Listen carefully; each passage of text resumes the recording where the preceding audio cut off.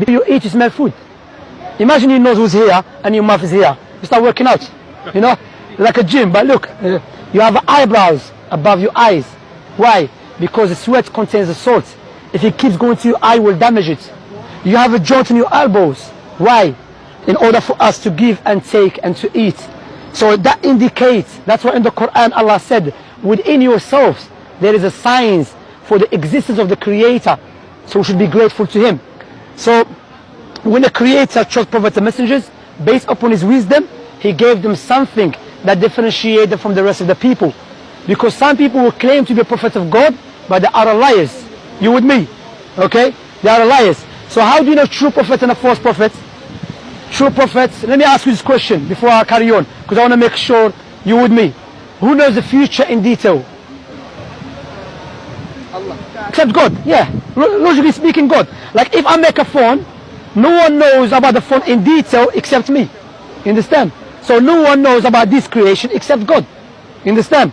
So now the prophets, they prophesy about the future. I will give you some prophecies and I want to reflect upon it, which Prophet Muhammad said. Prophet Muhammad, who lived 1,400 years ago in the middle of desert in Mecca, he said there will come a time when you see the barefoot Arab man competing in building tall buildings. What you have to understand, when the Prophet Muhammad mentioned that, alayhi salatu wasalam, the Arabs were not known to build tall buildings. They also were known during those days, the Persians, the Romans, the Egyptians, the Greeks. Let me ask you this question. Where is the tallest building in the world? Dubai. Dubai 50 years ago was a pure desert, let alone 1,400 years ago. So how a man that lived 1,400 years ago knew about something precisely, specifically, detailed? Another one. Prophet Muhammad said there will come a time when the Arabs stop using the camels as a riding beast, and they will use something as a box. Listen to this carefully. Something as a box that will carry them from their houses to the mosque with their wives. The question you ask yourself, we know the camels to the Arab man is like his wife, you know, like family. That's what they use all the time. But we know now, if you go to the Arab world, what they use? Cars. And the Prophet Muhammad, what he said? Like a box. So how he knew that? For example as well, let me give you this example. Do you know the Quran? The book, the holy book of the Muslims. The holy book of the Muslims, Allah mentioned in the Quran 1,400 years ago that this book, Allah revealed it in the way will be easy for the people to memorize it. This question I will ask you, is there any book that you know, the size of the holy book for the Muslims, it has been memorized by 100 million of people? Do you know any book like that? Word for word, letter for letter? No. Except the Quran.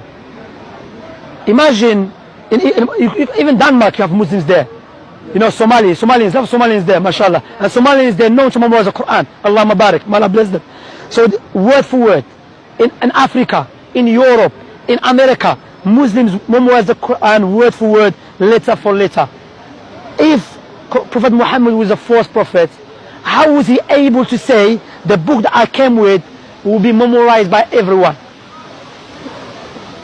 That speech is a speech of the Creator who knows about His creation. Make sense? Okay, now let me ask you. Imagine I give you £2 million as a gift. What would you say to me at least? Thank you. £2 million is a big money. You go to Denmark, you live a nice life. Nice house, nice car, nice wife, okay? Or nice husband, okay? For there's a woman here as well, okay? Now I will give you £2 million on a condition, give me your 2 eyes. Would you do that? No, go. Why? Because your eyes are more valuable than £2 million. So why don't we be grateful to the one who gave us eyes for free? See, that's what Allah said in the Quran. If you try to count Allah's blessings upon you, you will never be able to do so. If someone come with a gun try to kill us, we will do anything to save our life, because the life is so dear to us. So why we are not grateful to God? And all of us here, we should be grateful to God, correct? But the second question comes in, if you want to buy a gift for your mother, would you buy a gift that you love or your mother love? Your mother love. If you want to buy a gift for your mother, you have to ask her what she loves, correct? Likewise, if you want to be grateful and worship the Creator, We should worship him the way he loves, not the way we love. Why? Because the way we love is subjective. The way he loves is objective. That's what Islam is based upon. When a person, because Islam, not like Christianity, Islam came for everyone. Prophet Muhammad was the last prophet who came for everyone. There were Muslims from even the time of Prophet Muhammad, there were Muslims from the Romans and the Byzantine. Islam means that I testify that no one worthy of worship except God alone, Allah. And Muhammad is the messenger. What you have to understand, how old are you by the way? All of you 15, 16, unless, okay. All you have to understand, this life is very short. Regardless how old you are, one day you have to leave this life. And we're going to die. And you'll be inside the grave by yourself. All of you friends here, they're not going to come with you inside the grave. All of us, I'm going to be inside the grave by myself. So we have to prepare ourselves for that day.